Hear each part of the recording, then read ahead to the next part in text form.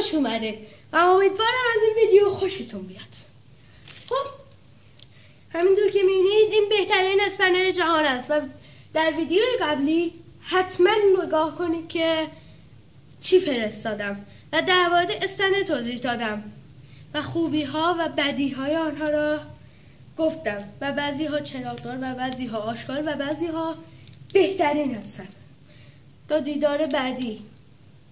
حالا ما میخوام در مورد آب معدن و آب چشمه. شما که همینطور مشاهده میکنید همه آبهای شهر آلوده از املاح هستن.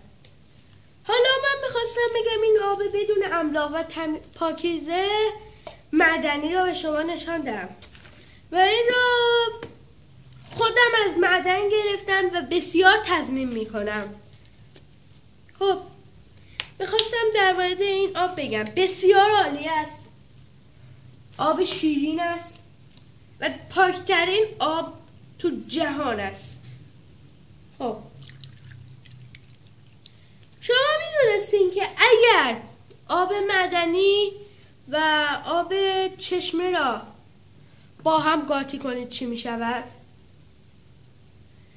بلکه یک آبی به دست می آید، آب شکری. وقتی شما آب معدن و آب چشمه را با هم قاطی می کنید بسیار پاک است. حالا وقتی شما قاطی کردید بنوشید ببینید طعمش چطور می شود. خودتون میبینید که بسیار شیرین و مثل شکر شده است. حتما اینا امتحان کنید.